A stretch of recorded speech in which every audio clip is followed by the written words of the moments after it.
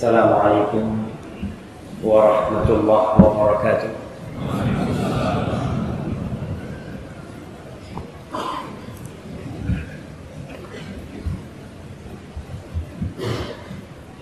Alhamdulillah alladzi bi ni'matihi tatimmus shalihat. Segala puji bagi Allah Jalla Jalaluhu yang karena nikmatnya kebaikan-kebaikan jadi sempurna, yang karena rahmatnya kita melihat tumbuh-tumbuhan itu tumbuh indah di pandang mata, karena Allah menurunkan kepada kita air hujan yang dengannya kita bisa bersuci dan dengannya kita bisa mengusir kemalasan kita. Allahumma salli wa sallim wa zid wa barik wa an'am ala abdika wa rasulika habibina wa syafi'ina Muhammad. Ya Allah, semoga salawatmu, semoga salam, berkah dan nikmatmu senantiasa kau tambahkan di hamba kekasih untuk Nabi kita Muhammad sallallahu alaihi wasallam, dan untuk keluarga beliau, untuk orang-orang yang beliau cintai, untuk istri-istri beliau, untuk Khadijah, untuk Aisyah, untuk Hafsah, dan untuk semua istri Rasulullah SAW. Yang kita yakin bahwa istri Nabi di dunia, dia adalah istri Rasulullah SAW di akhirat. Khadijah, Aisyah, Hafsah, berapa lagi? 9. Fadhal. Sauda, Zainab, Ummu Salamah, Zainab bintu Jahsh, Safiyah, Maimunah, Maria bukan istri Rasulullah SAW. Jadi Maria adalah budak yang dihadiahkan kepada Rasulullah SAW. Baik. Iya, yang punya anak Ibrahim itu Maria, ibunya itu bukan istri Rasulullah SAW. Ummu Habibah, nah barakallahu fiik. Ini kasih dia apa tulisannya? Nah, fadhal. Nih, kita yakin bahwa istri-istri Nabi di dunia akan menjadi istri Rasul sallallahu alaihi wasallam di akhir. At-thayyibun lit-thayyibat. Orang-orang yang baik itu diperuntukkan untuk wanita-wanita yang baik. Maka istri Rasulullah SAW diperuntukkan untuk Rasulullah SAW. Dan semoga salawat bersama untuk putra-putri Rasulullah SAW dan para sahabat Nabi, yang terutama Abu Bakar Siddiq, Umar bin Khattab, Utsman bin Affan, Ali bin Abi Thalib, dan seluruh sahabat Nabi radhiyallahu ta'ala anhum ajma'in. Amma ba'd. Ma'asyiral ikhwah rahimakumullah. Dalam bayangan antum ada di masjid ini. Tadi waktu berangkat itu hujan deras ya. Ana pikir yang di masjid mungkin 10-20 orang yang memiliki semangat baja. Mereka tembus itu hujan demi datang ke rumah Allah. Tapi ternyata Masya Allah, ini salah satu tanda kebangkitan Islam. Yang musuh-musuh Islam sangat takut melihat Islam itu bangkit. Mereka tahu Islam itu pernah menguasai dunia. Islam itu pernah memberikan kedamaian di penjuru dunia. Bahkan orang-orang Nasara, orang-orang Yahudi hidup dengan damai di bawah bendera Islam. Kita lihat dan mereka tahu. Kalau sekarang kita mendengar orang-orang non-muslim bersorak, bukan bersorak mungkin, mereka bernyanyi tentang hak asasi manusia, tentang lagi toleransi, maka hal itu sungguh tidak pantas ketika diucapkan kepada umat Islam. Mereka bicara toleransi sama umat Islam seperti ngajarin ikan berenang. Gimana orang ngajarin ikan berenang? Islam adalah umat yang paling toleransi. Sepanjang sejarah, sejak diutusnya Rasul Shallallahu Alaihi Wasallam sampai hari ini, Islam adalah umat yang toleransi. Buktikan sejarah dan buktikan realita. Di mana umat Islam mayoritas, pasti minoritas hidup aman, dilindungi hak-hak mereka. Tapi sebaliknya, di mana umat Islam minoritas, di situ mereka digoda. Kita buka mata kita lihat saudara-saudara kita yang ada di Afrika Tengah, dibantai, dihabisi. Negeri-negeri yang pernah diduduki Islam sampai hari ini non-muslimnya tetap ada. Contoh mana tuh? Mesir. Sampai hari ini ada nggak orang Kristen asli Mesir dari zamannya Amr bin As? Ada sampai sekarang. Ketika Umar bin Khattab masuk ke mana? Umar bin Khattab menerima kuncinya Masjidil Aqsa. Umar datang dari Madinah tuh mau ambil tuh kuncinya Masjidil Aqsa.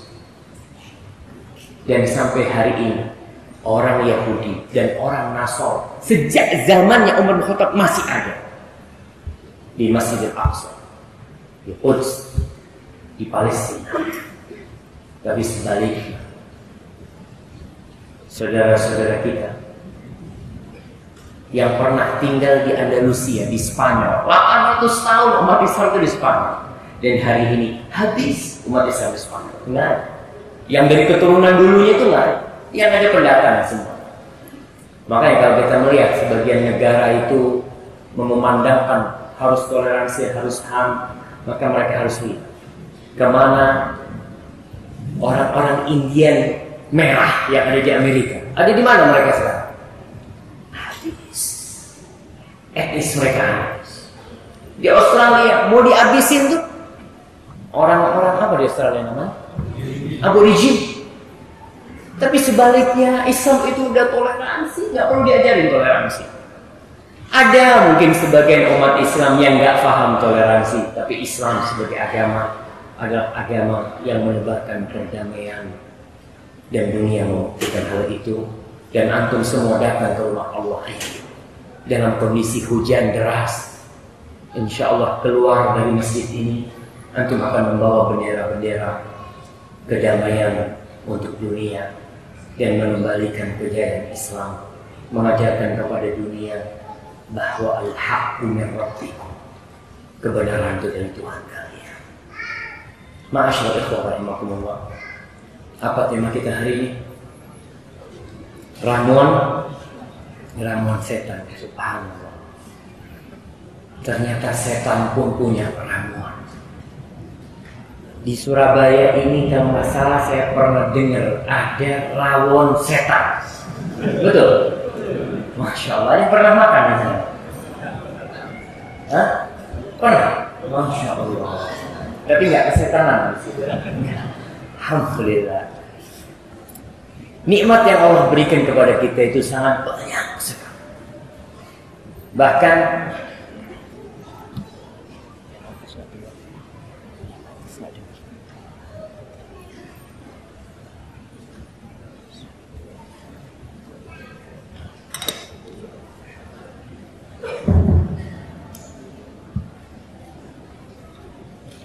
ibunya suaranya kebesaran ya.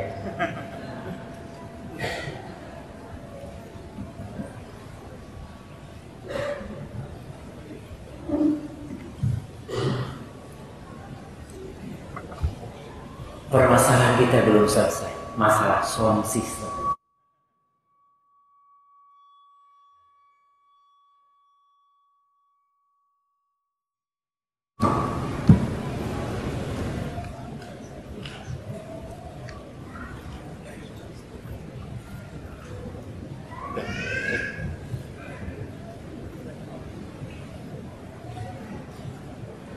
Alhamdulillah.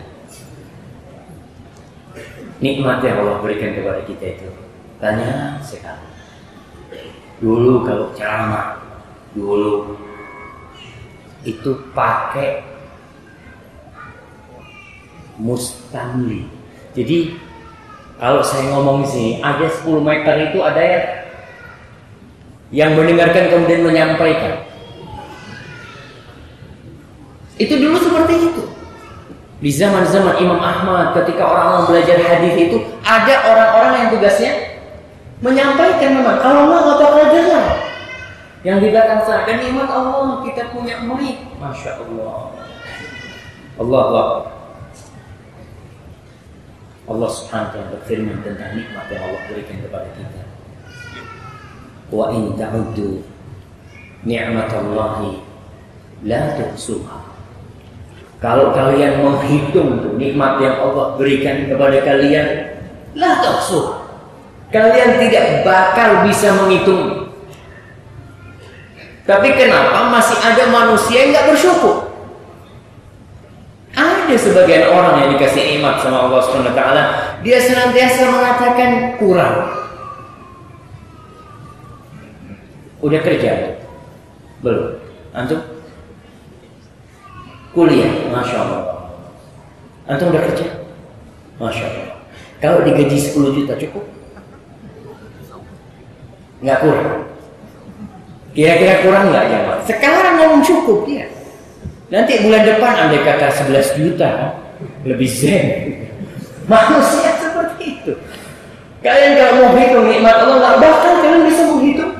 Sebagai orang senantiasa melihat nikmat itu duit. Padahal duit itu seperberapa dari nikmat yang Allah berikan kepada kita. Allah mengatakan, innal insana la zalumun kafar. Kalian padahal nggak bisa ngitung nikmat Allah, tapi manusia itu sesungguhnya adalah orang yang zalim dan kufur nikmat pada Allah SWT. Karena kita senantiasa menghitung nikmat Allah itu dengan duit, padahal nikmat yang Allah berikan kepada kita lebih dari itu. Dan yang besar di antara nikmat-nikmat Allah yang besar, dan semua nikmat Allah besar, adalah nikmat akal. Pernah melihat orang gila? Allah. Untuk melihat kadang-kala ada lelaki dengan rambutnya yang sudah terurai, hujan-hujan dengan pakaiannya yang jomplang-jomplang, dia berbicara sendirian, dia menunjuk ke sana, menunjuk ke sini. Bagaimana perasaan antum dengan manusia seperti itu? Antum ketika melihat orang seperti itu, apa doanya? Anda kasih hadiah.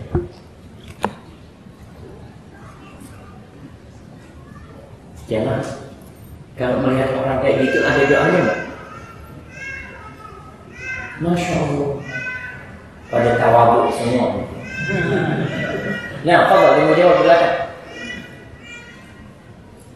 Nggak dengar yang keras. Masya Allah, barakallahu fiik. Fadhal ini ke belakang. Alhamdulillahilladzi afani mimma tuliya bihi wa faddalani 'ala katsirin minal khalqi tafdila. Segala puji bagi Allah yang memberikan afiah kepadaku, yang diberi aku kesehatan sama Allah dari orang yang telah diuji dengan ujian seperti itu. Dan Allah memuliakan kita dari banyak makhluk Allah Subhanahu wa ta'ala. Itu membuat kita bersyukur kepada Allah Subhanahu wa ta'ala. Jadi nikmat akal adalah nikmat yang agung yang Allah berikan kepada kita. Allah Subhanahu wa ta'ala berfirman, "Wa laqad karramna bani Adam wa hamalnahum fil barri wal bahr wa razaqnahum minat thayyibat wa faddalnahum 'ala katsirin mimman khalaqna tafdila." Kata Allah, sesungguhnya kami telah memuliakan anak manusia. Allah telah memuliakan kita. Allah telah memberikan kepada kita kendaraan di daratan dan di lautan, bahkan di udara pun Allah memberikan kelebihan kepada kita. Wa razaqnahum minat thayyibat, dan Allah kasih rizki yang baik-baik buat kita. Kemudian Allah mengatakan di akhir ayat ini, wa faddalnahum ala katsirin mimman khalaqna tafdila, dan kita muliakan, kata Allah, manusia itu dari makhluk-makhluk yang lainnya dengan keutamaan-keutamaan yang banyak sekali. Apa keutamaan itu? Al-Imam Al-Qurtubi mengatakan at-tafdil innama kana bil aql alladhi huwa umdatut taklif. Manusia ini lebih diutamakan, dimuliakan dari makhluk yang lainnya dengan akalnya. Karena akalnya itu yang menjadi standar kewajiban-kewajiban yang Allah berikan buat kita. Karena jemaah, dengan akal manusia akan beda dengan binatang. Karena dengan akal itu manusia bisa membedakan mana yang baik dan mana yang buruk. Dengan akal dia bisa melihat mana yang dingin dan mana yang panas. Orang gila itu kenapa kok nggak pernah tahu kalau kehujanan? Kita kalau kehujanan akan niup ya. Tapi orang gila niup nggak? Dia tetap bisa. Dan herannya, nggak sakit-sakit.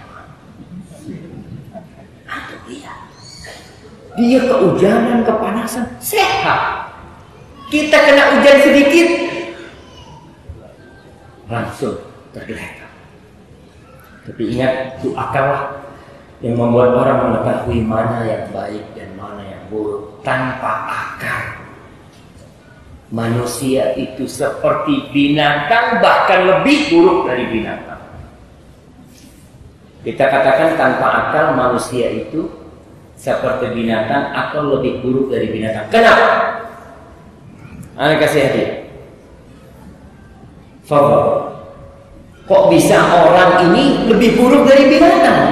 Padahal Allah sudah memuliakan dia dengan akal. Ketika akalnya hilang, dia lebih buruk dari binatang. Sama binatang atau lebih buruk?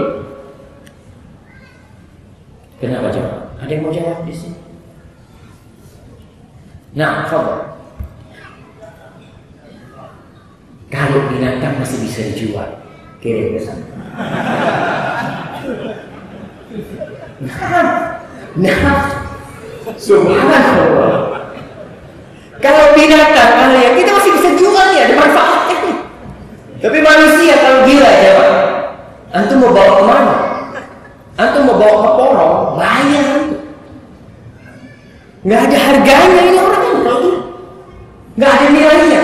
Ada orang yang menerima dia bekerja? Nggak ada. Allah Subhanahu Wa Taala berfirman, "Am tahsabu anna aktsarahum yasma'un aw ya'qilun in hum illa kal-an'am bal hum adall." Kata Allah, apakah mereka mengira kebanyakan mereka itu mendengar atau berakal? Allah mengatakan, "In hum illa kal-an'am." Mereka itu tidak lebih adalah seperti binatang ternak, balhum apa? Bahkan mereka lebih buruk dari binatang ternak. Karena tadi orang kalau punya akal, masya Allah, ada manfaatnya. Kalau nggak ada akalnya, jadi beban buat orang lain. Orang kalau nggak punya akal seperti orang yang gila akan jadi beban buat keluarganya, beban buat anaknya, beban buat istrinya, beban buat masyarakat. Kenapa orang-orang yang gila terkadang dipasung? Kenapa? Karena dia bermasalah, mengganggu dia, nggak ada manfaatnya. Keluarganya pun malu. Subhanallah jemaah. Maka sekali lagi kita harus benar-benar bersyukur atas nikmat akal yang Allah berikan kepada kita. Dan Islam berusaha menjaga akal manusia. Dibikin syariat-syariat oleh Allah Subhanahu Wa Taala agar akal manusia ini yang menjadi puncak kehormatan manusia sebagai makhluk itu dijaga. Dengan disuruh makan yang baik-baik, meninggalkan hal yang haram-haram. Kita punya musuh. Musuh kita dua. Satu, setan dari bangsa jin dan setan dari bangsa manusia. Allah Subhanahu wa ta'ala berfirman, syayatinal insi wal jin yuhi ba'duhum ila ba'din zukhrufal qawli. Setan-setan dari bangsa jin dan dari bangsa manusia. Berarti di tengah-tengah kita nih, afwan anas, bukan di tengah-tengah kita. Insyaallah kalau di tengah-tengah kita nggak ada. Tapi di tempat sana ada manusia-manusia yang setan, musuh buat kita nih. Tersenyum buat kita, tapi dia musuh. Tertawa, menghibur kita, dia musuh. Dia mewahyukan kata-kata yang indah untuk menyesatkan manusia. Bersama setan dari bangsa jin. Musuh bebuyutan kita adalah iblis. Dan iblis itu selalu hadir dalam momen-momen penting untuk menyesatkan manusia. Dia hadir pada waktu acara pembantaian Rasul sallallahu alaihi wasallam di kota Mekah. Dia hadir pada waktu perang Badar. Dia hadir pada waktu perang Uhud. Dan dia selalu hadir dalam peperangan antara hak dan kebatilan. Iblis ketika dia diusir dari surga Allah, dia memohon kepada Allah. Dia berkata di surat Al-A'raf ayat 17, dia mengatakan, qala fabima awaita la aqudanna lahum siratakal mustaqim. Ya Allah, karena engkau sudah menghukumku sesat, maka aku akan duduk di jalan-jalanmu yang lurus agar orang gak capek. Antum lihat, jalan lurus adalah jalan menuju surga Allah Subhanahu wa ta'ala. Dan jalan menuju surga itu sulit, ya Pak. Gak gampang. Allahu Akbar. Kita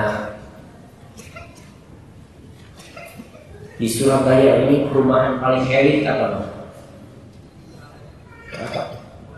Citralaya. Anak bukan mau iklan. Jumatan. Orang mau tinggal di situ. Kalau kayak antum mau tinggal di situ. Kira-kira berapa tahun kerja? Orang kalau gajinya cuma umpamanya 3 juta, jangan mimpi tinggal di Citralaya. Anak dikasih tahu teman di Jakarta. Jakarta itu di Menteng, kan?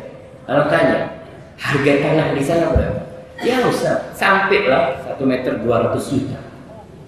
1 meter 200 juta. Kata dia, orang yang tinggal di sana seperti nyewa, Ustaz.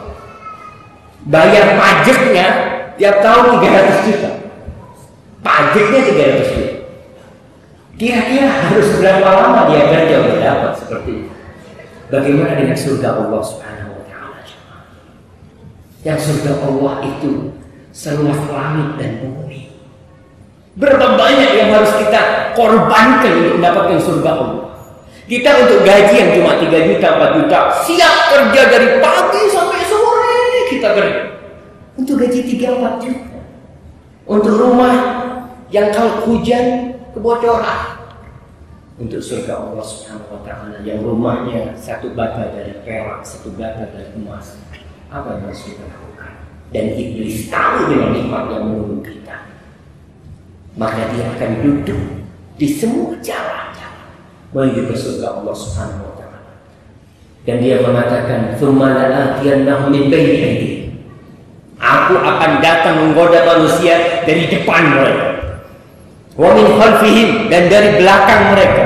Wa an aymanihim wa an syama'ilihim, dari kanan aku akan berusaha menyesatkan manusia. Dari kiri aku akan menyesatkan manusia.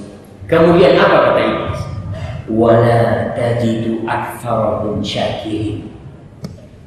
Dan engkau akan mendapati kebanyakan hamba-Mu tidak bersyukur. Itu usaha iblis, membuat kita tidak bersyukur. Akal yang Allah berikan kepada kita, kesehatan yang Allah berikan kepada kita, kita tidak bersyukur. Dan Allah membenarkan ucapan iblis. Allah mengatakan wa qalilun min ibadiyasy syakur, dan sedikit kata Allah dari hamba-Ku yang pandai bersyukur. Sedikit kata Allah Subhanahu wa taala. Maka peperangan itu bermula dari kapan? Dari sejak Nabi Adam alaihissalam.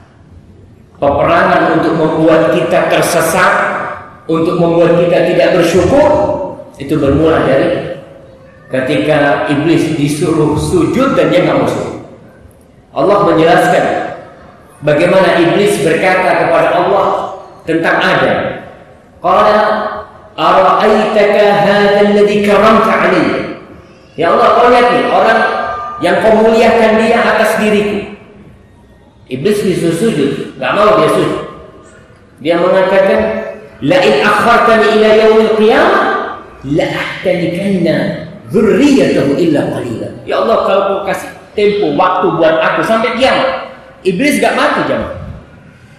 Sampai hari kiamat, maka aku akan menyesatkan, benar-benar menyesatkan dari manusia, dari anak Adam itu illa qalila, kecuali sedikit yang tidak tersesat. Qala al-haq, Allah mengatakan berangkat kau, pergilah sampai hari kiamat waktu. Faman tabi'aka minhum fa inna jahannama jazaa'ukum jazaa'an mawfura. Siapa yang mengikuti engkau, maka balasan bagi mereka adalah neraka jahannam, jazaa'an mawfura, balasan yang disempurnakan. Cukup tuh balasan buat orang-orang yang mengikuti iblis. Kemudian Allah memberikan ruang buat iblis. Wastafziz man istata'ta minhum bi sawtika wa ajlib 'alaihim bi khaylika wa rajilika wa syarikhum fil amwali wal aulad. Kata Allah, silahkan kau sesatkan siapa saja dari manusia yang bisa kau sesatkan dengan suaramu, dengan lagu-lagu, dengan nada-nada yang menggoda. Allah. Kemudian kata Allah, tarik tuh siapa saja yang kau bisa dari manusia dengan bala tentaramu yang naik kuda, yang jalan kaki. Wa syarikhum fil amwali wal aulad wa'idhum. Dan kau ikuti manusia, silahkan bermusyawarah, bersekutu dengan manusia dalam harta mereka, dalam anak mereka. Ingat, orang yang makan nasi atau makan apa saja nggak baca bismillah, setan ikut. Orang yang makan dengan tangan kirinya, setan ikut sama dia. Wa'idhum, dan kasih janji kepada manusia. Iblis menebar janji, tapi janjinya janji palsu. Yang jadi masalah, kita sudah tahu iblis ini musuh kita, dan kita yakin janjinya itu palsu. Tapi kita bersohib sama iblis, berteman dengan iblis. Wa ma ya'iduhum syaitan illa ghurur. Padahal janji syaitan itu adalah tipu muslihat belaka. Ma'asyarul muslimin rahimakumullah, salah satu cara syaitan menyesatkan kita adalah dengan ramuan, dengan meracun manusia agar manusia kehilangan akalnya, yang dengan akalnya dia dimuliakan akhirnya seperti binatang.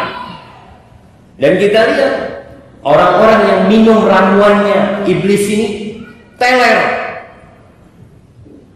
mabuk, bahkan dia melakukan tindakan-tindakan ketika dia sadar dia akan menyesali.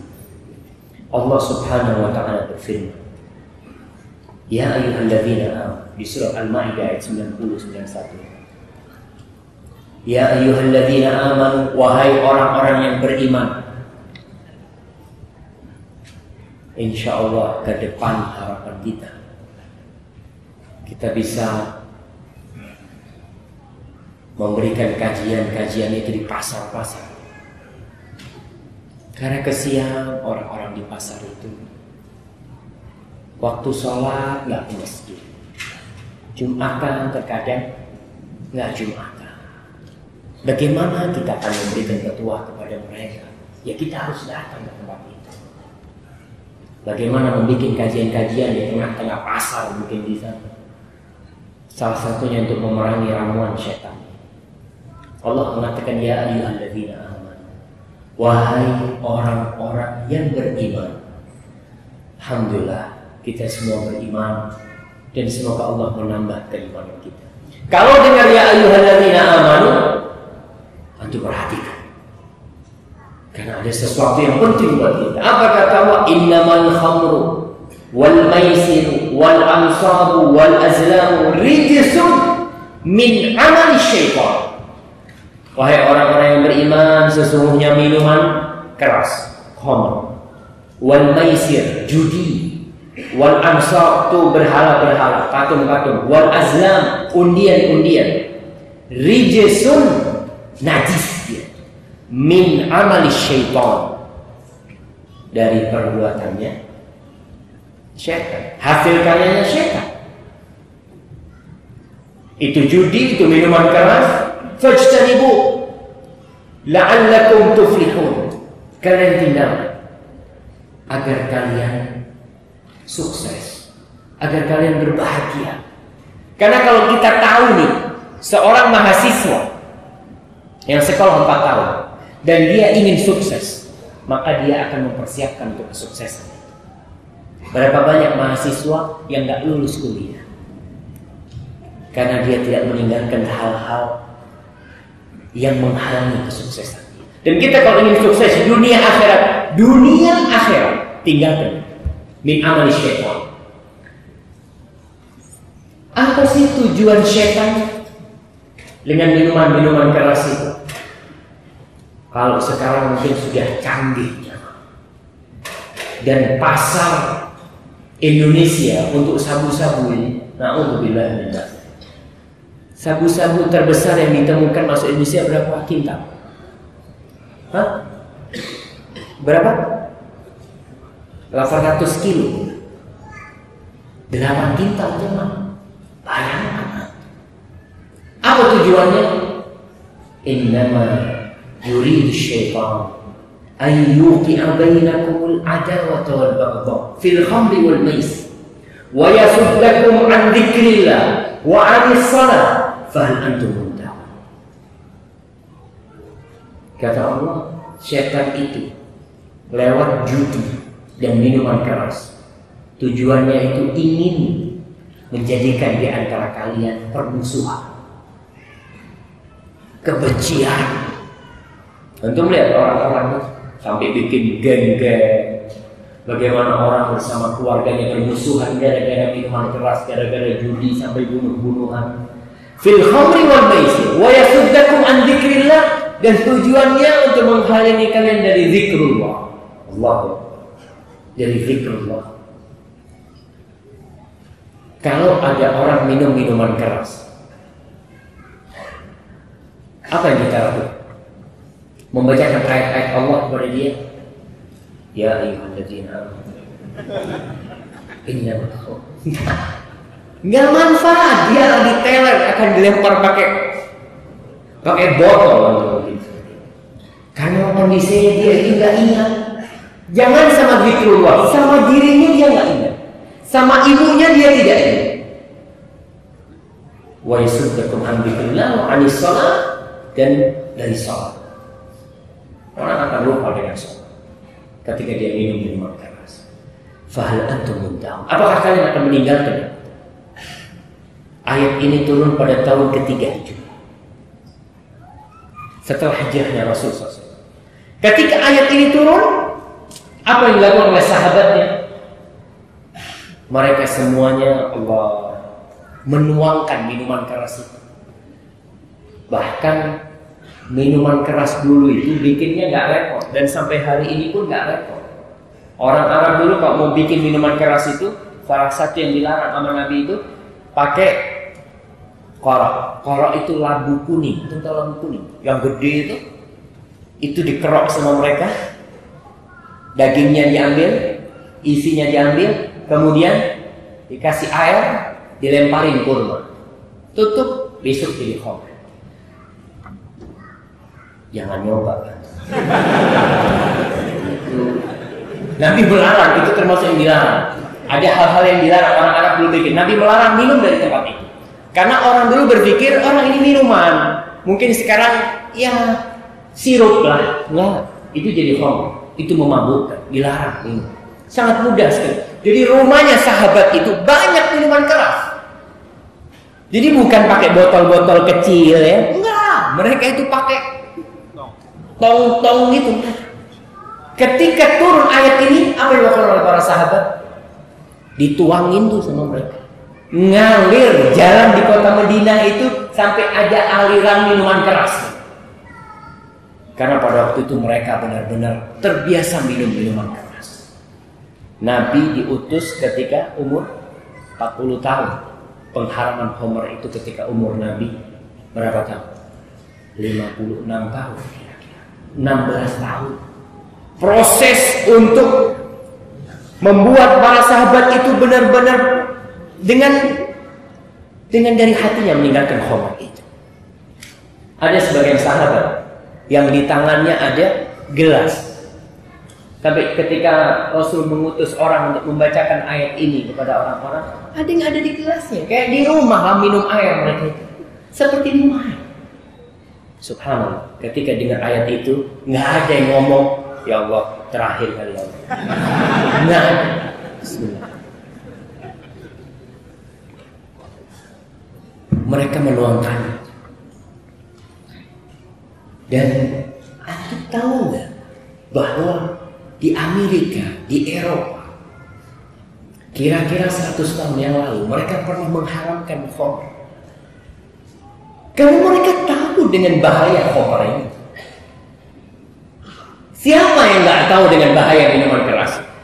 Disebutkan di beberapa surat kabar ya. Saya sempat tadi sebelum kesini melihat tuh gambar-gambar di Eropa dan Amerika ketika mereka mengharamkan minuman keras.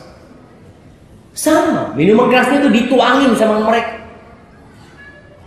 Karena mereka tahu apa yang Allah firmankan benar. Khamr ini membuat orang bermusuhan. Dan kita akan baca hadis-hadis Rasul tentang bahaya khamr. Disebutkan tahun 1920 Amerika itu pernah mengharamkan minuman keras. Ada yang menyebutkan itu untuk yang kedua kali. Sudah pernah dilakukan sebelumnya tapi tidak berhasil. Ketika mereka hendak mengharamkan sesuatu, menghalangi dari sesuatu, apa yang mereka lakukan? Propaganda.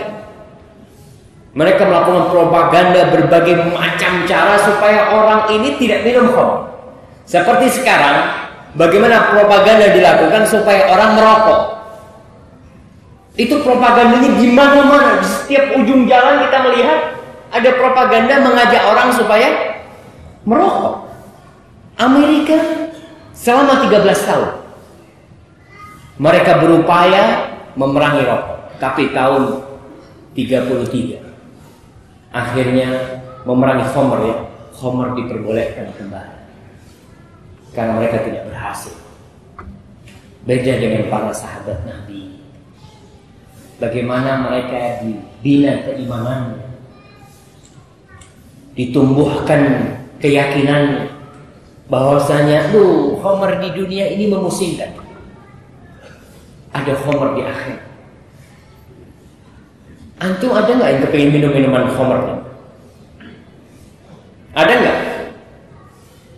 Semua yang dilarang itu orang suka, jemaah. Allah sediakan di akhirat itu sungai. Wa anharun min khamrin ladzatin lisyaribin. Di surga itu ada sungai dari minuman keras. Jadi nggak perlu pakai gelasan tuh, pakai ember namanya. Subhanallah, sungai itu. Wa anhar. Subhanallah. Itu Allah berikan kepada orang-orang yang meninggalkan khamr. Jadi ketika orang memiliki keinginan untuk minum minuman keras, untuk nge-fly ya mungkin ya, bahasanya itu apa? Bahasanya orang ya yang nggak sadar lah, ingin menghilangkan akalnya dia itu.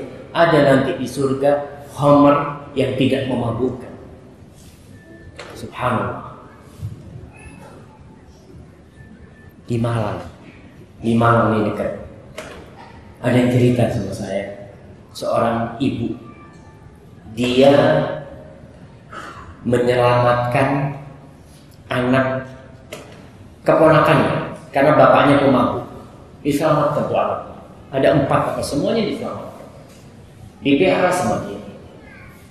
Si anak itu ketika tinggal sama bapaknya, tiap hari melihat bapaknya mabuk, minum, mabuk.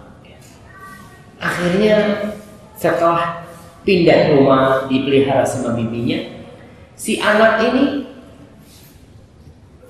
ngomong sama bibinya, "Emak, ada sesuatu yang ingin anak sampaikan. Jangan disampaikan ke siapa-siapa. Apa? Nanti emak kalau anak masuk surga, anak kepingin minum khamr." Masya Allah. Karena dia melihat bapaknya selalu minum khamr. Itu pengaruh, dia lihat tumbuh di dirinya sesuatu ini mesti enak nih. Nggak mungkin bapaknya minum terus kalau itu hal yang nggak enak. Maka orang ingin mencoba hal seperti itu. Kita harus hati-hati dengan masalah seperti ini. Ma'asyiral muslimin, kenapa minuman keras ini diharamkan? Selain tadi yang disebutkan, Allah berfirman di surat Al-Baqarah, "Yas'alunaka 'anil khamri wal maisir." Orang-orang bertanya tentang hukum khamr. Nah, tentang hukum khamr dan judi, minuman keras dan judi. Apa kata Allah SWT? Jadi ada proses panjang bagaimana sahabat itu digiring untuk meninggalkan minuman keras. Memang terkadang sulit untuk membuat orang itu langsung berhenti kalau dia tidak punya keimanan yang kokoh di dalam jiwanya. Mereka tanya, "Anil khamri wal maisir," tentang minuman keras dan judi. Apa kata Allah Subhanahu wa ta'ala? "Qul fihima ithmun kabir wa manafi'u linnas." Katakan di dalamnya itu ada bahaya, ada dosa yang besar dan ada manfaat buat manusia. Wa ithmuhuma akbaru min naf'ihima. Dan bahayanya itu lebih besar daripada manfaatnya. Coba kita sekarang bayangkan orang yang kena sabu-sabu, orang tuanya sengsara, istrinya yang punya suami peminum, na'udzubillah, susah, tiap hari mungkin dia dipukul oleh suaminya, dan anak-anak akan terlantar ketika orang tuanya kena sabu-sabu. Ada seorang artis yang kena sabu-sabu. Selama berapa tahun dia kena sabu-sabu? Kira-kira habis 10 miliar untuk itu, untuk ramuan setan itu. Dan disebutkan ada seorang anak yang menendang ibunya ketika ibunya di depan tungku. Lagi ibunya masak, ditendang sama anak. Karena dia lagi sakral, lagi mabuk, dia nggak sadar. Bahkan ada seorang bapak yang ingin memperkosa putrinya dalam kondisi dia nggak sadar. Antum terkadang bingung, ada anak memperkosa nenek-nenek 60 tahun, kok bisa? Karena dia di bawah alam sadar, di bawah pengaruh alkohol. Untuk melihat kemarin di Jakarta. Bukan kemarin, iya kemarin ada beberapa waktu yang lalu. Beberapa waktu yang lalu juga ada seorang wanita yang nabrak 9 orang mati. Masih ingat tuh? Di Senayan. Di Senayan, subhanallah. Itu perempuan keluar dari mobilnya biasa. Melihat orang 9 sudah mati semuanya, dia biasa, ada apa nih? Karena apa? Karena minuman keras. Nggak sadar orang itu, lebih buruk dari binatang.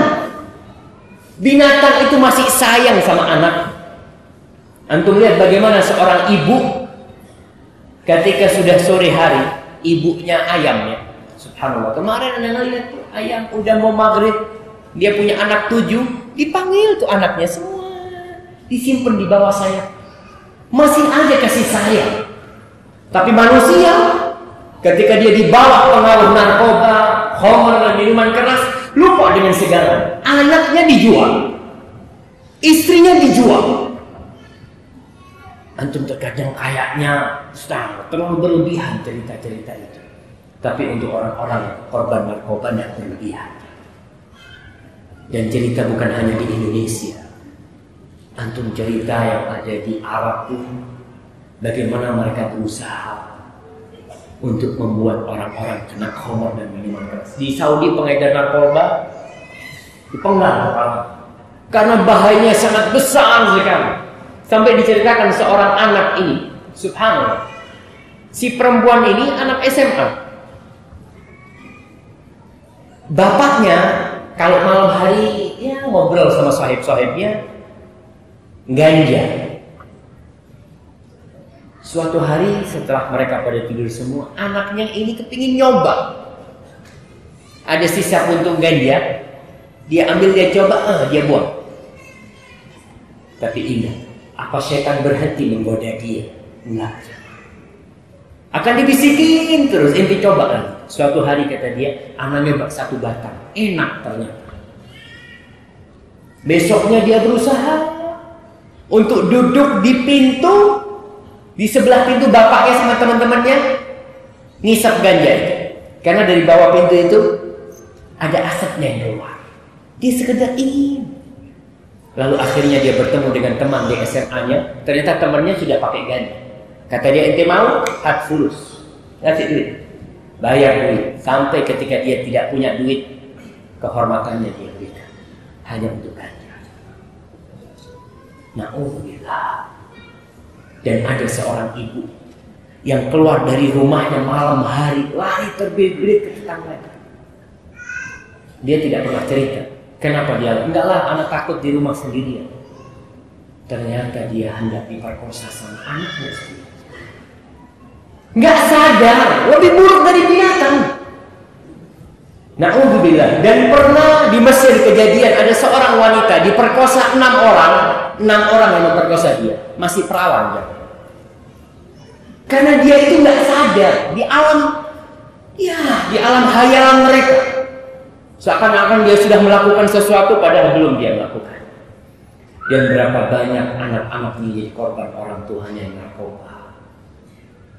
Maka pantas kalau pemerintah mengumumkan perang kepada narkoba dan kita harus mendukung apa yang sekarang sedang dipropagandakan oleh pemerintah kita. Nabi Muhammad SAW bersabda, al-khamru ummul khaba'ith. Minuman keras itu adalah induknya segala kejahatan. Segala kejahatan. Terkadang orang mengatakan, ente milih mana? Ente bunuh itu orang, ente memerkosa fulana, atau ente minum minuman keras? Kita akan berpikir, yang paling ringan apa? Minumlah. Kalau minum kan anak tidak mengganggu orang. Nah, ente lupa kalau minuman itu adalah ramuannya setan. Kalau ente minum, apa yang akan terjadi? Akan hilang akal. Dan engkau akan melakukan tindakan-tindakan yang diharamkan oleh Allah SWT. Lebih dari sekedar membunuh. Dia akan memperkosa dan dia akan membunuh. Faman syaribaha lam tuqbal salatuhu arba'ina yauman. Barang siapa yang minum minuman keras, sholatnya 40 hari nggak diterima. 40 hari nggak diterima jemaah. Sebagai sanksi yang sangat berat. Apa berarti kalau ada yang tobat minum? Umpamanya ada yang minum kemudian dia tobat. Ya Ustaz, kalau gitu anak nggak perlu sholat 40 hari Ustaz ya. Nggak diterima. Oh, itu berdosa meninggalkan sholat. Ente punya kewajiban sholat harus dilaksanakan, tapi nggak ada pahala. Itu hanya sekedar untuk membersihkan dosamu dari minuman keras. Lam tuqbal lahu shalah. Fa in mata wa hiya fi batnihi mata mitatan jahiliyah. Kalau dia mati dalam kondisi itu minuman keras ada di perutnya, dia mati seperti orang jahiliyah. Dan tidak sedikit ya, Mak. Di mana? Surabaya. Apa ramuan setannya namanya di sini? Cukrik, subhanallah. Orang itu kalau orang fulus sabu-sabu. Tapi ada orang-orang nggak fulus cukrik. Na'udzubillah. Mati mereka. Pikirnya dia mau menghayal ya. Bayangkan antum gimana dia mati dalam kondisi minum minuman keras. Ada orang yang mengatakan, Ustaz, katanya mati tenggelam itu termasuk syahid. Nah, kalau tenggelamnya karena minum minuman keras gimana ya? Iya memang betul. Jadi umpamanya minuman keras tahu-tahu nyemplung ke sumur mati di sana. Apa mati syahid? Memang modelnya itu model mati syahid, tapi dia matinya minum khamr, mati mitatan jahiliyah. Dia mati seperti matinya orang jahiliyah. Hadis ini diriwayatkan oleh Tabrani dan hadis ini sahih. Rasul sallallahu alaihi wasallam mengatakan dalam hadis riwayat Ibnu Abbas, al-khamru ummul fawahish. Minuman keras itu ramuan setan. Ini adalah induknya perbuatan-perbuatan keji. Perzinahan, pemerkosaan, sodomi. Antum lihat orang-orang yang sodomi umpamanya, mereka mesti ada sedikit bantuan dari minuman keras. Antum lihat penyanyi-penyanyi rock gitu. Kebanyakan itu sebelum tampil apa yang mereka lakukan, dan setelah itu na'udzubillah, apa yang mereka lakukan di balik layar itu na'udzubillah. Ummul fawahish wa akbarul kabair man syaribaha, kata Rasul SAW, barang siapa yang minum minuman keras ini, waqa'a ala ummi wa khalatihi wa ammatihi, dia akan memperkosa ibunya, dia akan memperkosa bibinya, dari bapak atau dari ibu. Ini Nabi menyampaikan hal ini, dan itu realita. Apakah masih orang-orang itu akan minum minuman keras dengan dalih, nah, anak sekedar ingin supaya hangat, supaya ya lepas dari beban kehidupan ini. Allah sudah menyebutkan, wa ithmuhuma akbaru min naf'i. Bahayanya lebih besar daripada manfaatnya. Tapi orang terkadang selalu melihat kepada manfaatnya yang sedikit. Dia merasa, anak kalau habis minum, apa kata dia? Badan anak enak. Tapi dia lupa bahaya yang besar. Seperti orang main judi. Antum melihat orang main judi 100 kali kalah, sekali menang, apa yang dia ceritakan? Anak menang, anak. Dia lupa 99 kali kalah. Sekali menang dia ceritakan kemana-mana. Dan itulah godaan syaitan. Dia menggambarkan sesuatu yang buruk seperti yang baik buat dia. Hadisnya yang diriwayatkan oleh Imam Tabrani juga, dan hadis ini sahih. Rasul sallallahu alaihi wasallam bersabda dalam hadis riwayat Ibnu Majah, "La tashrabil khamr fa innaha miftah kulli syarr." Kau jangan minum minuman keras. Itu kunci segala kejahatan. Maka orang tua harus benar-benar memperhatikan anaknya. Karena kalau tidak, apa yang akan terjadi dengan anak kita ketika dia minum minuman keras, kena sabu-sabu, barang ibunya dijual, dicuri, dan cerita itu sudah lumrah jemaah. Dan harapan kita, mudah-mudahan ada di antara jamaah yang mungkin mengumpulkan cerita-cerita buruk tentang minuman keras di Indonesia. Kayak model cerita apa tadi? Cukri. Nah, cerita dikumpul, karena kalau berita itu sebentar hilang. Orang itu ingat, oh mati, oh nggak berani dia minum. Sebulan kemudian ada lagi yang mati, terus ada yang mati. Dan kalau diceritakan tiap hari yang mati gara-gara minuman keras ini, na'udzubillah, jangan ditanya. Penjara-penjara itu full dengan orang-orang yang kena minuman keras. Antum tahu sama pelawak? Pelawak itu kerjanya menghibur orang supaya ketawa. Apa dia bahagia jemaah? Kita lihat berita-berita di TV. Bagaimana Pelawak-pelawak itu, artis-artis yang tugasnya menghibur orang, ternyata dia sendiri tidak terhibur. Dia pura-pura tersenyum, membuat orang tertawa. Tapi di balik itu, stres dia. Dan banyak di antara mereka yang kena sabu-sabu. Sekali lagi, itu bukti nyata bahwa tidak ada kebahagiaan di sabu-sabu. Bukan jalan keluar. Antum punya masalah besar sama istrinya umpamanya, malam hari ribut sama istrinya, kemana keluar? Orang-orang biasanya kemana?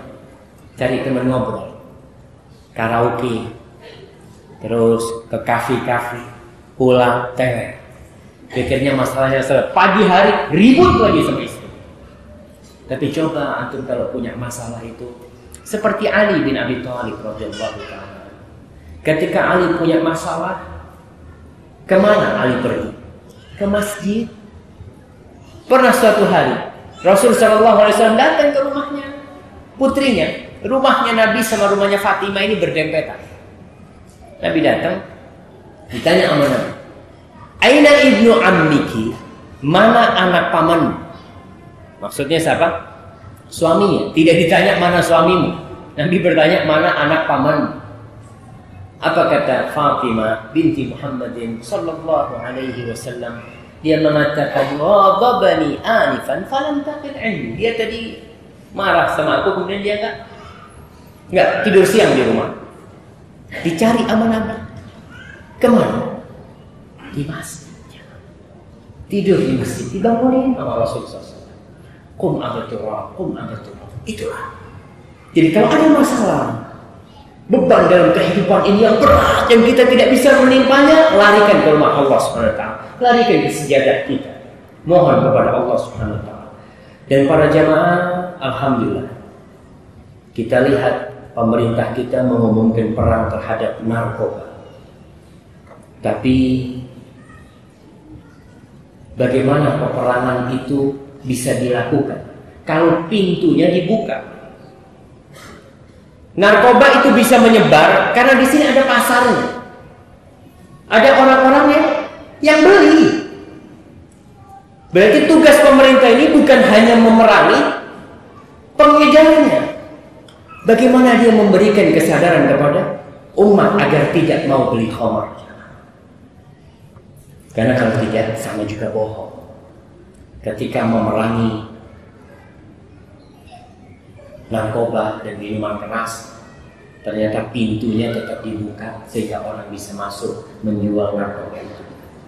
Kita akan lihat apa penyebab tersebarnya narkoba di Indonesia ini.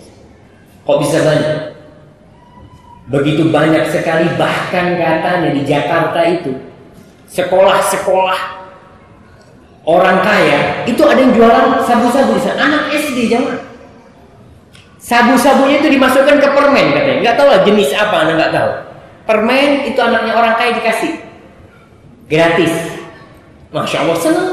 Besok datang lagi gratis. Besok lusanya udah mulai kecanduan. Dia cari tuh permen. Ketika nggak dikasih, nggak ada, habis. Kalau mau beli. Seperti itu usaha dari orang-orang yang ingin menebarkan narkoba di negeri kita. Penyebab tersebarnya narkoba di negeri kita ini, yang pertama adalah dhaful iman, lemahnya iman dan lemahnya ketakwaan seseorang. Di kepolisian, ini tidak sedikit polisi yang tersangkut kasus narkoba. Padahal dia penegak hukum. Apa penyebabnya? Padahal dia tahu dengan bahaya narkoba, dia tahu dengan sanksi narkoba. Tapi kenapa dia melakukan hal itu? Dhaful iman. Maka di semua lini, bagaimana keimanan orang itu diangkat. Dan itu yang dilakukan oleh Rasul Sallallahu Alaihi Wasallam selama 16 tahun terus para sahabat itu ditempa keimanan, tauhidnya, tentang akhirat. Antum lihat surat Juz Amma ya. Juz Amma itu 95% itu adalah surat Makkiyah yang turun di Mekah, yang isinya tentang tauhid, tentang kiamat, tentang azab Allah Subhanahu wa taala, tentang hal-hal yang membuat orang itu beriman. Karena imanlah yang membuat orang meninggalkan sesuatu yang haram. Dan iman pula yang membuat orang sholat.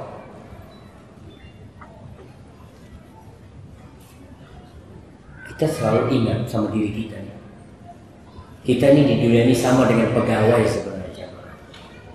Yang kita bekerja terus sama Allah SWT, terus bekerja. Gajinya ada yang di dunia, ada yang di akhirat. Seperti pegawai yang bekerja selama sebulan penuh. Kenapa dia dari tanggal 1 sampai tanggal 28 mau bekerja tanpa gaji? Yang pegawai negeri, ada yang pegawai negeri di sini? Mana pegawai negeri? Nah, antum tanggal 1 digaji, Pak. Tanggal 1 digaji. Tanggal 2? Enggak. Tanggal 4? Tapi tetap kerja. Tanggal 5? Tanggal 10 tetap kerja. Kenapa? Padahal nggak digaji.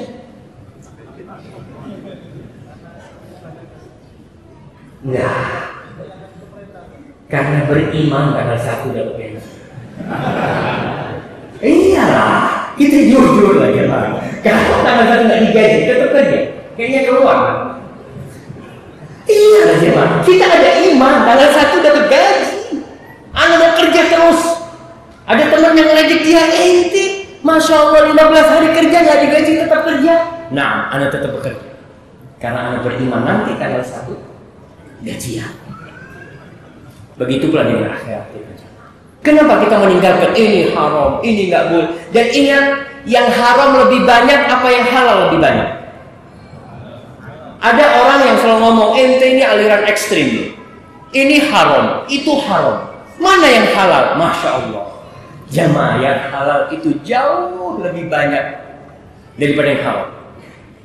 Antum kalau masuk restoran Padang tuh, semuanya insya Allah halal. Semuanya antum lihat tuh, halal semuanya. Yang haram cuma di sana mungkin ada. Kalau ada minuman keras itu cuma 1. Tapi orang melihat kepada yang 1. Selalu dia mengatakan, kenapa kok haram-haram? Kembali lagi, keimanan yang harus ditumbuhkan. Sebagaimana kita mau bekerja selama 28 hari tanpa gaji atau 29 hari tanpa gaji karena kita beriman, nanti hari ke-30 kita akan dapat gaji. Begitu pula dengan akhirat ini, kita perlu tanamkan di keluarga kita, di saudara-saudara kita, tentang keimanan kepada hari akhir khususnya. Perimanan dengan takdir Allah dan kehidupan dunia ini hanya sementara.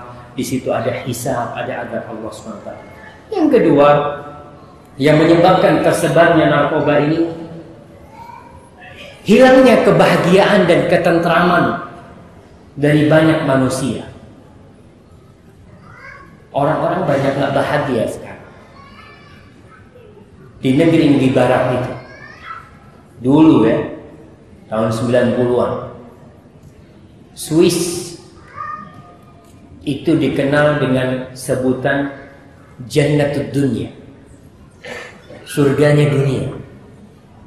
Karena orangnya makmur semua. Tapi ternyata dicatat pada waktu itu Swiss adalah negara terbesar tingkat bunuh diri. Kok bisa? Orang sudah makmur ya. Orang mau hamil sudah ada yang nanggung. Lahir sudah ditanggung. Masih di perut ibunya, sekolahnya semua udah ditanggung. Selesai sudah. Dulu. Tapi ternyata mereka banyak yang bunuh diri karena nggak bahagia jemaah. Ada sesuatu yang hilang dari jiwanya. Karena terus terang, nggak bakal orang itu hidup tentram sampai hatinya tentram. Karena kebahagiaan itu bukan di harta. Dan tidak sedikit anak-anak orang kaya raya, anaknya orang kaya raya, yang semua kebutuhannya udah dicukupi, ternyata dia narkoba. Karena dia nggak bahagia. Maka sekarang bagaimana kita memberikan kebahagiaan? Mengarahkan orang-orang yang nggak bahagia, yang punya masalah, yang punya problematika, kita harus memberikan solusi kepada mereka. Salah satu solusi yang tadi sudah kita sampaikan, rumah Allah Subhanahu wa Ta'ala. Nih kajian seperti ini, antum subhanallah. Semoga Allah mengampuni dosa kita semua. Karena orang yang datang kajian, setelah kajian dikatakan kepada mereka, qumu maghfuran lakum. Kalian pulang semua. Dosa-dosa kalian sudah diampuni semua. Di sini tempat sakinah turun. Orang kalau datang ke pengajian antum lihat, kenapa orang datang ke pengajian bisa tidur jemaah? Kenapa? Kalau ke tempat-tempat maksiat nggak tidur dia, melek terus dia. Kenapa? Dia nggak tahu ya. Apa karena setan yang datang godain dia atau karena dia merasakan tentram? Ada kalau bukan sakau lah siapa. Dia menikmati gitu. Apalagi kalau khutbah Jumat antum lihat, masya Allah. Antum lihat di kiri kanan itu, gak ada yang ngobrol jangan. Tunduk. Ketika qomat seger mereka semua. Itu mungkin tanda-tanda rahmat Allah. Tapi antum jangan ngomong anda mau tidur aja Ustaz. Enggak. Itu gangguan setan dan termasuk tanda-tanda dosa kita. Itu kita diharamkan dari ilmu yang bermanfaat. Iya. Datang ke pengajian, masya Allah datang pertama, pulang terakhir. Karena semua pada bangun dia tidur. Ya Allah. Ya sekali lagi, kalau cari kebahagiaan itu di rumah Allah Subhanahu Wa Taala. Antum kalau ngantuk di kajian apa yang dilakukan? Apa baca doa Bismillahirrahmanirrahim? Ya pindah tempat lah, cari pindah tempat supaya nggak ngantuk. Tapi apa daya, terkadang ada ceramah-ceramah itu yang membuat orang benar-benar nikmat dengarkan ceramah. Jadi sebab kedua, adanya krisis kebahagiaan, ketentraman di hati. Dan itu yang penyebab kita lihat pelawak-pelawak, artis-artis, segala sarana hiburan sudah diberikan. Subhanallah, kurang apa hiburan yang ada di Indonesia ini? Segala macam hiburan yang haram plus pun sudah ada, tapi ternyata orang-orang masih tidak mendapatkan kebahagiaan dan ketentraman di hati. Maka salah satu caranya ke rumah Allah SWT. Kajian-kajiannya. Tahun 1419 Hijriah. Seorang ustadz di Jakarta dulu pernah cerita sama kita nih teman-teman, waktu itu masih mahasiswa kita. Dia ngomong, nanti kata dia, itu tahun 97. Dia menanti 2000 ke atas tuh. Yang laris nanti itu ustadz. Anak ngomong, kok bisa? Nah, orang itu sudah mencoba segala hiburan dan dia tidak mendapatkan kebahagiaan. Dan satu-satunya kebahagiaan ada di agama Allah SWT. Mereka akan cari guru. Makanya tidak sedikit orang-orang yang punya guru spiritual katanya. Guru untuk memberikan ketentraman. Hati-hati cari guru. Jangan-jangan tambah gak bener nanti. Tapi sekali lagi, krisis kebahagiaan itu yang menyebabkan orang terjebak dalam narkoba. Yang ketiga, berbagai macam sarana hiburan yang ada. Itu pintu narkoba. Kita lihat, kalau memang benar-benar mau memerangi narkoba, kita harapkan dan kita doakan pemerintah kita tuh menutup kafe-kafe. Karena di mana letak narkoba ini tersebar? Di situ. Apa narkoba di masjid ya, Mak? Nggak ada. Di kafe-kafe yang remang-remang ya. Dan alhamdulillah antum bersyukur semua. Bu Wali Kota siapa? Risma, Masya Allah. Semoga Allah menjaga dia, memberikan taufik kepada dia sehingga dia bisa benar-benar membersihkan Surabaya ini dari pelacur, dari narkoba semuanya itu. Alhamdulillah. Kita lihat tuh tempat tersebarnya narkoba ini di tempat-tempat hiburan. Dan alhamdulillah pemerintah udah tahu. Makanya nanti paling enggak orang yang keluar dari tempat hiburan tes urin semuanya. Supaya mereka ketangkap semua, ditutup di tempat hiburan nantinya harapan kita. Karena memang di situ sarana-sarana itu yang membuat orang itu lupa dengan akhirat mereka ya. Dia melihat yang seperti itu. Yang keempat, waktu kosong, pengangguran. Orang anak muda ya. Inna syababa wal faragha wal jidata mafsadatun lil mar'i ay mafsadah. Ada 3 hal yang merusak. Yang antum kalau tahu merusaknya udah nggak bisa dibayangkan. Apa? Masa muda. Anak masih muda, masih sehat. Wal faragh, waktu luang. Anak muda ketika ada waktu luang dan dia masih muda, wal jidad, fulus, punya duit dia. Kemana larinya? Ya, antum lihat geng-geng motor jamaah. Ada yang udah jenggotan gitu ikut geng motor. Ya ada. Itu anak-anak muda. Karena mereka waktunya waktu kosong dan orang tuh harus perhatian sama anak yang waktunya kosong. Kalau dia punya waktu kosong, waktu luang, kasih kegiatan. Karena kegiatan itu yang membuat dia lengah. Kita lihat orang dulu ya, Mak. Masya Allah. Mas sampai sekarang masih ada. Dia kerja dari pagi di sawah ya, sampai sore. Pulang sampai rumahnya nggak ada TV. Apa yang dia lakukan? Habis sholat isya, maka tidur. Jam 3 udah bangun ya. Karena badannya udah capek dia pagi itu, nggak ada mau duduk nonton TV ya. Subhanallah. Dan sarana hiburan sekarang ini ya membuat orang banyak penyakit. Melihat yang sehat itu cuma jempolnya. Nonton TV duduk, set. Dulu kalau mau ganti itu berdiri ya.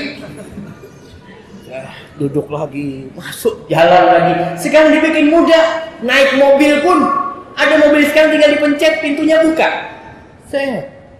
Yang sehat mananya? Jadi telunjuk. Nggak boleh buka itu tangannya gerak itu nggak boleh dia. Sehingga dia punya banyak waktu luang. Badannya itu nggak capek dia. Ibu-ibu kalau dulu masak, masya Allah, harus niup-niup, pakai kayu kipas-kipas ya. Sekarang pakai tombol. Masak udah tunggu nanti matang. Dulu ibu itu nyetrika, capek dia, sumur, lali. Makanya sekarang usahakan bapak-bapak ini di rumahnya tetap pakai sumur. Bukannya kita ini tidak mau menyenangkan istri, biar sehat istri kita. Anak-anak kita pun kalau mau mandi sekarang tinggal mandi. Dulu jamaah harus narik sumur dia, sehingga dia ada kerjaan. Waktunya itu banyak waktu untuk bekerja.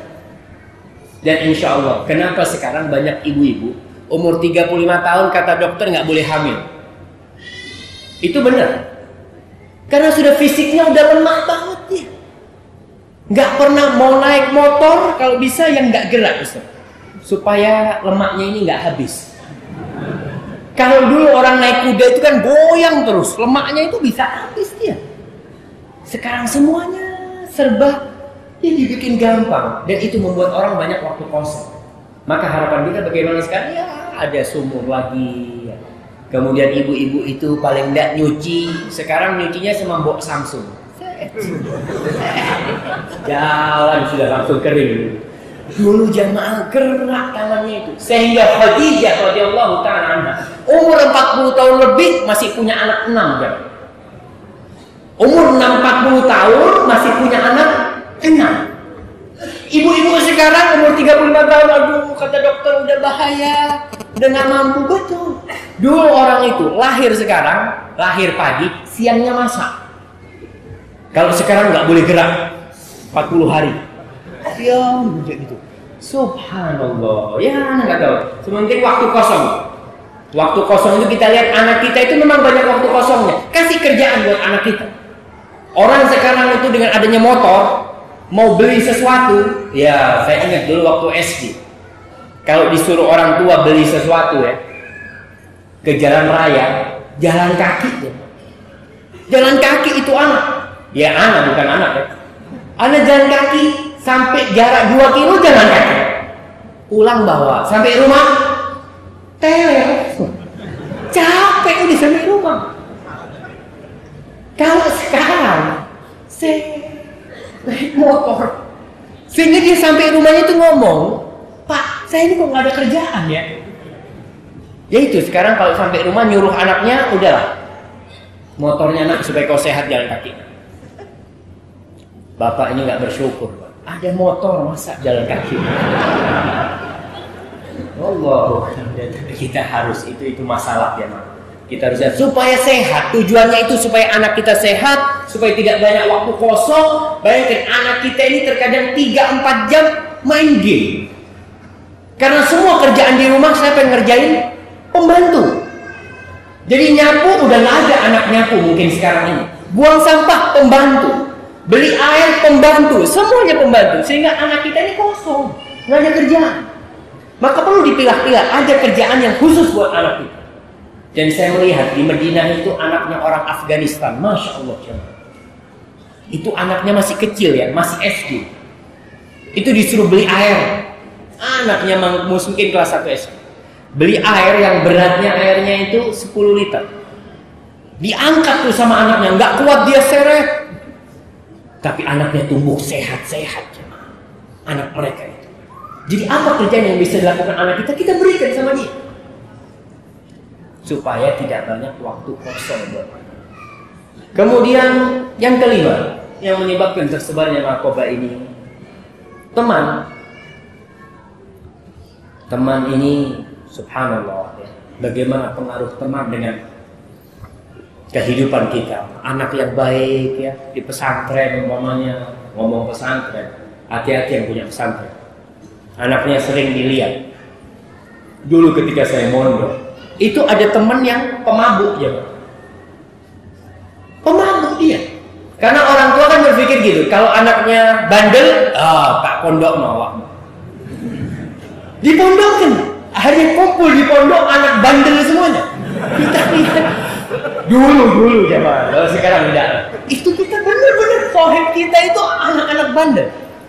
Karena memang dulu pesantren tempatnya reparasi anak bandel. Masukkan ke sana. Maka orang tua yang memasukkan anaknya ke pesantren jangan selalu berpikir nanti keluar anak-anak insyaallah jadi ustaz. Belum tentu, lihat tuh bersama siapa dia berteman. Kemudian di rumah, tadi ada pertanyaan di sekolah anak Raya, gimana saat anak ini, anak pesantren kalau pulang ke rumah itu nonton TV kerja. Karena memang di pesantren nggak boleh nonton TV. Sampai rumah dia nggak ada kerjaan. Ibunya biasanya kesian sama dia, biar nak kata dia. Bahkan sebagian suami itu cemburu sama anaknya, karena ibunya terlalu sayang sama anaknya. Berbulan-bulan di pesantren nggak pernah ketemu, maka dimanja itu anak. Hati-hati, itu juga bisa membuat anak itu rusak. Kita harus kasih kegiatan anak kita. Tetap dia harus bekerja. Ada hal-hal yang dia memang harus melalui proses itu untuk menjadi orang yang sukses. Antum tahu dengan Nabi Yusuf alaihissalam, bagaimana dia hidup dimanja oleh orang tua. Tapi untuk menjadi seorang nabi, akhirnya Nabi Yusuf harus dibuang, dijual, diambil anak, difitnah, dipenjara. Itu proses panjang menggodok anak untuk jadi orang sukses, dan proses itu harus dilalui. Kita jangan mau anak kita anak dulu yang capek. Kalau anak kepingin anak-anak nggak perlu capek lagi. Ternyata tatkala kita biarkan anak kita tidak capek, ada waktu-waktu luang dia yang membuat dia cari teman-teman buruk, akhirnya dia jadi nggak benar. Maka ini as-sahibu sahih. Dan teman itu seperti penjual minyak wangi. Kita tahu bagaimana penjual minyak wangi. Kita kalau nggak dikasih hadiah, beli. Kalau nggak beli paling nggak ada aroma baik. Tapi kalau teman yang buruk seperti pandai besi, antum kalau dekat-dekat sama pandai besi itu ada aroma yang nggak enak. Kalau nggak antum akan terbakar baju antum dengan mereka. Maka masalah teman kita harus perhatian sama teman kita. Jadi orang tua jangan sekedar meletakkan anaknya di sekolah, dia sudah pilihkan sekolah yang baik, udah selesai tugasnya. Tidak, dia lihat teman-teman. Dan bagi orang tua, ini juga mudah-mudahan pemerintah nanti bisa, ya karena innallaha yaz'u bisultan ma la yaz'u bil Qur'an. Allah itu bisa menghalangi orang dari berbuat dosa melalui penguasa yang tidak bisa dilakukan dengan Al-Quranul Karim. Penguasa itu punya peran besar. Antum lihat, kalau ada orang minum, orang main judi, lihat antum. Assalamualaikum. Waalaikumsalam. Mas, haram ini judi, Mas. Terus loh. Salah. Padahal kita mau bacakan Al-Quran, kita diusir. Tapi coba kelihatan polisi, langsung diringkes gitu. Langsung lari mereka. Yang ingin saya sampaikan masalah iman. Kampus-kampus yang tempat kos-kosan itu di situ banyak terjadi kemaksiatan tersembunyi. Banyak ya mahasiswa bahkan disebutkan 97% mahasiswa itu sudah nggak perawat di sana. Kenapa? Nggak ada orang tuanya. Anak itu sama teman-temannya di sana. Orang tuanya cuma tahu dengan nilai. Nah, lulus nggak? Oh, lulus, alhamdulillah. Nilainya A, nilainya B. Tapi dia tidak tahu dengan karakter anak, bagaimana pergaulan anak. Jadi apa itu anak di sana? Kadang-kala kuliahnya, masya Allah, di Jakarta. Dari Surabaya kuliahnya di Jakarta. Ketemu sama anaknya, mungkin setahun 2 kali, setahun 3 kali.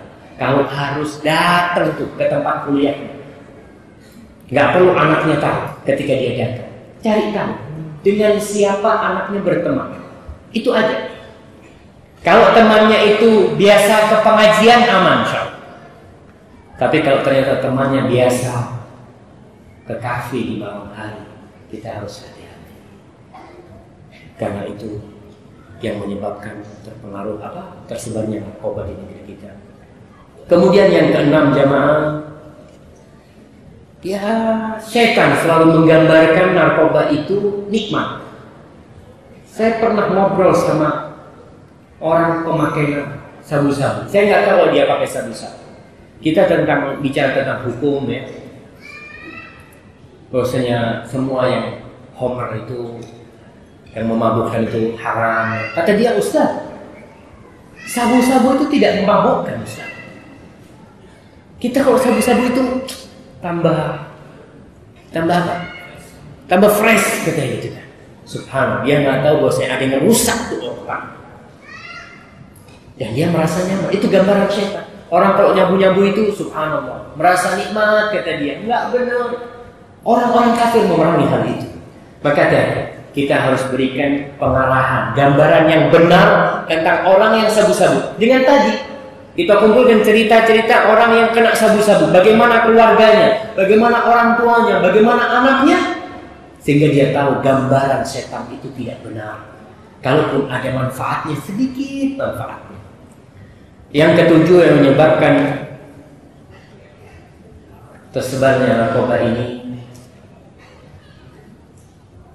media. Banyak di film-film itu minuman keras itu biasa. Film Hollywood umpamanya, orang masuk ke bar minum, anak ini kan nonton, dia ngeliat orang itu minum, kok enak banget minumnya, kayaknya habis minum tambah gagah, tambah jagoan. Itu dinonton terus-terusan di televisi. Sinetron juga seperti itu, cerita-cerita yang minuman keras itu. Anak kita ketika biasa nonton itu akan menjadi lumrah buat dia orang yang minum. Berarti kita harus menyaring tentang media ini. Yang kedelapan,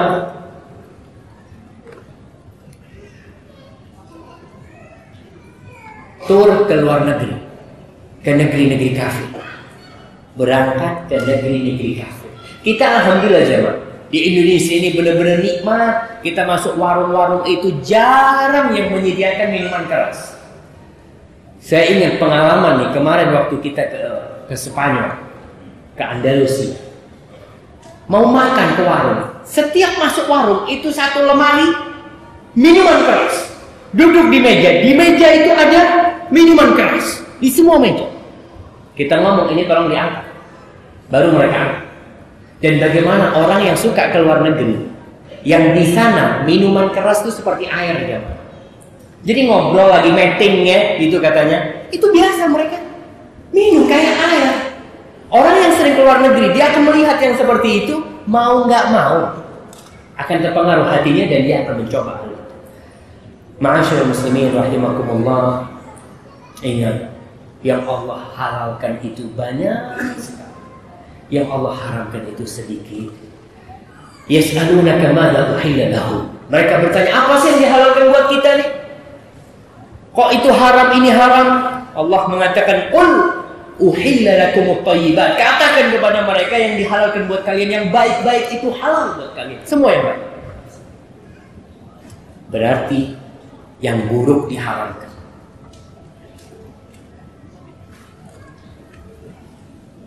Rokok yang masuk ramuan setan nggak?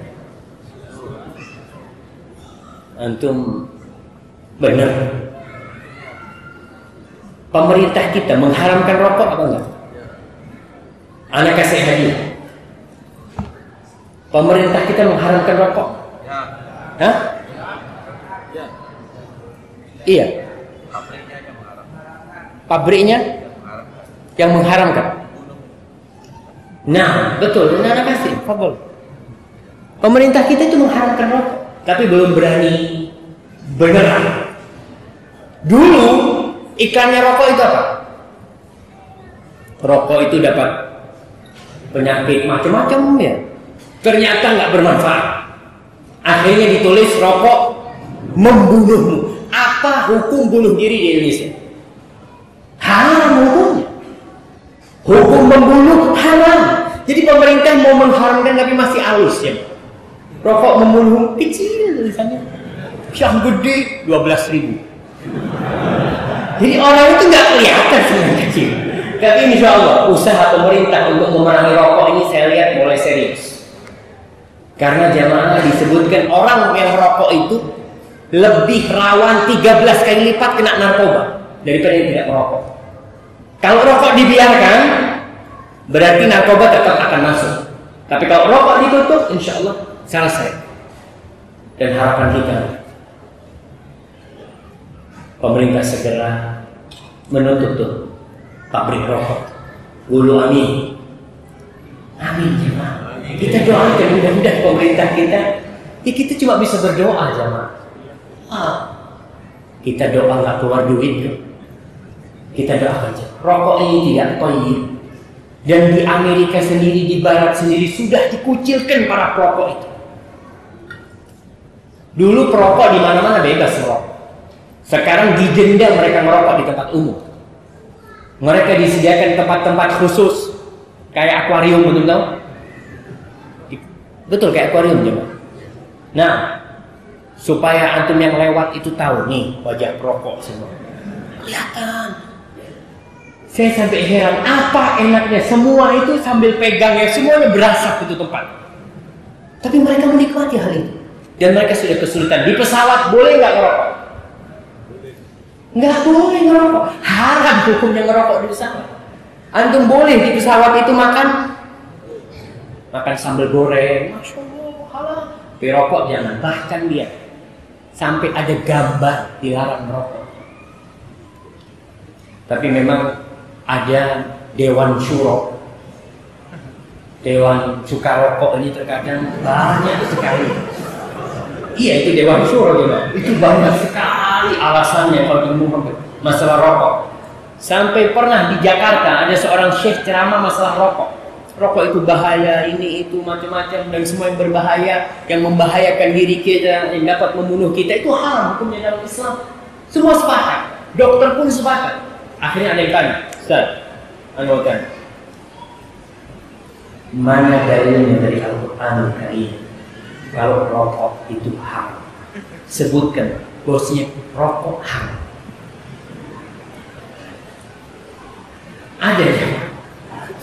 Akhirnya syekhnya ngomong, oke, 1-0, anak kalah. Sebutkan di Al-Quran Karim ayat ayat yang menyatakan bahwasanya nasi itu halal? Cari jawab. Ada kasih hadiah?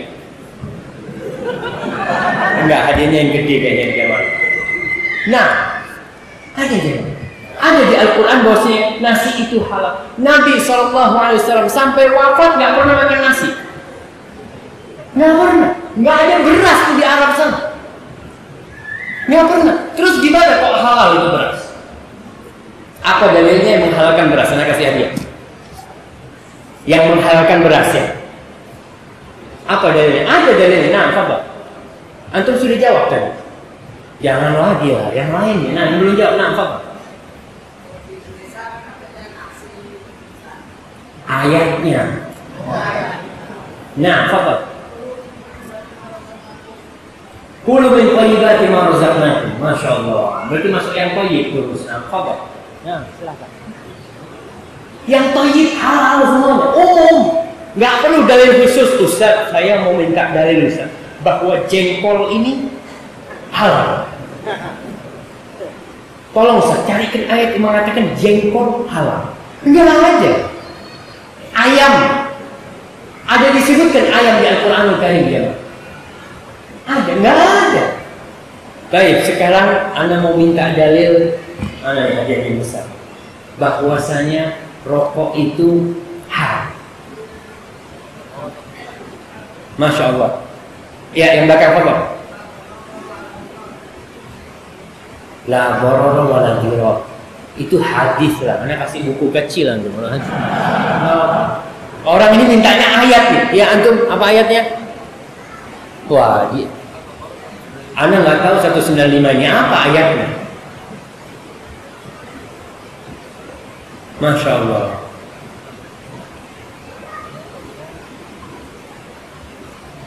Gimana? Masya Allah, yang paling akhir belakang. Yang keras.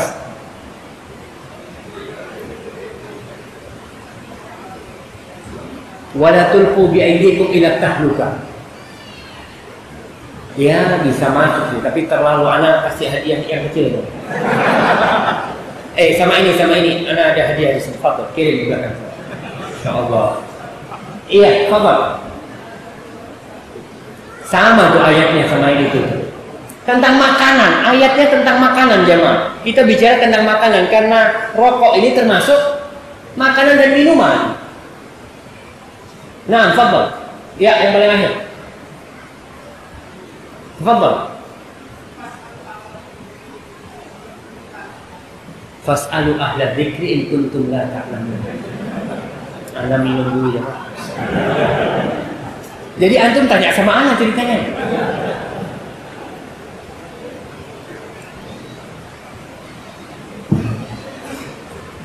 Ayat tentang makanan. Bahwasanya makanan itu ada yang halal, ada yang haram. Apa jemaah? Nah, fadhil.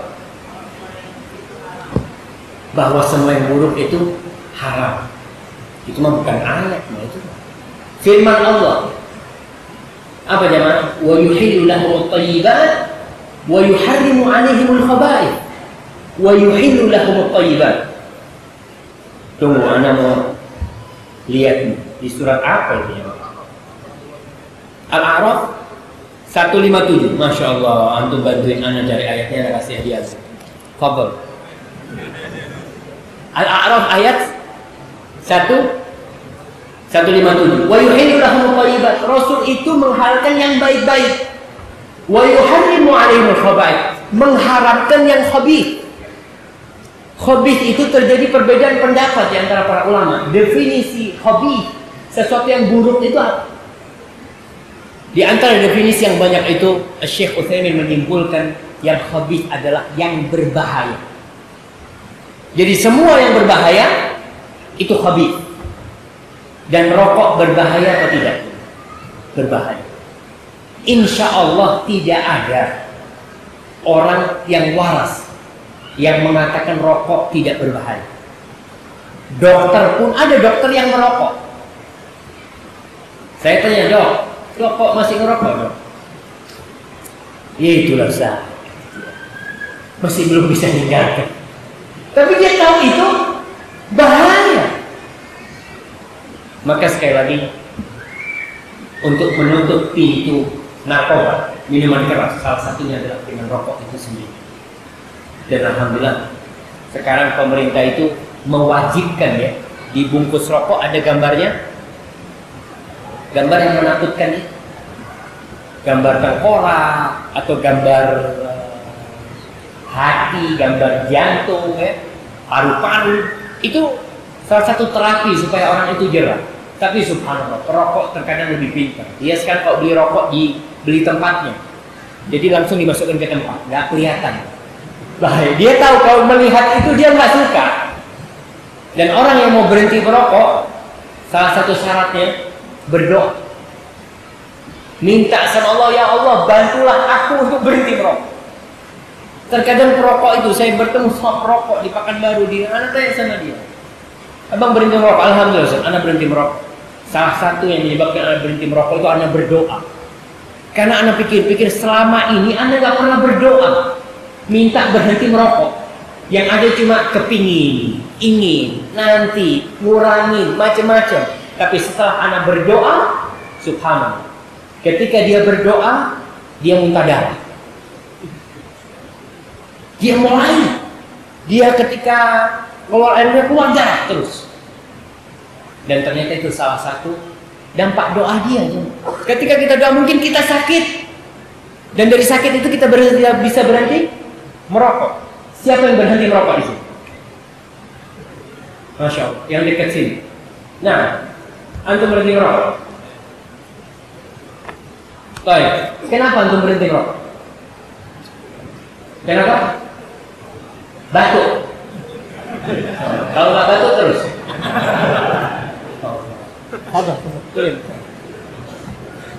Iya, Anda mau tanya yang berhenti karena niat. Karena niat mau berhenti. Gimana ceritanya antum kok berhenti merokok? Oh, karena tahu dalilnya akhirnya berusaha. Itu ada Ustaz Yasin Rahman dan Ustaz Abdul Soleh kami mengatakan bahwa rokok itu haram. Masya Allah. Jadi ketika tahu dalil tentang haramannya meninggalkan. Masya Allah. Anda kasih hadiah 2. Fadhol. Jarang-jarang jemaah orang tahu dalil. Dia mengatakan iya, anak tahu dalilnya, tapi belum bisa meninggalkan. Jadi kembali kepada niat. Wallahu a'lam bishawab, itu yang bisa kita kaji pada kesempatan kali ini. Maka Anda mohon maaf atas segala kekurangan apabila yang Anda sampaikan benar dari Allah Subhanahu wa taala. Kalau ada yang salah itu dari diri saya sendiri, Allah dan Rasulnya membebaskan dari kesalahan itu. Dan harapan saya kita bisa istiqomah di atas keimanan dan membawa keimanan ini ke keluarga kita, ke masyarakat kita, agar negeri kita Indonesia ini menjadi baldatun thayyibatun wa rabbun ghafur, menjadi negeri yang baik dan diampuni oleh Allah Subhanahu wa taala. Dan jangan lupa untuk mendoakan pemimpin kita agar mereka mendapatkan hidayah dari Allah Subhanahu wa taala dan dijaga di atas keimanan. هذا سبحان ربك رب العزة عما يصفون وسلام على المرسلين والحمد لله رب العالمين. السلام عليكم ورحمة الله وبركاته.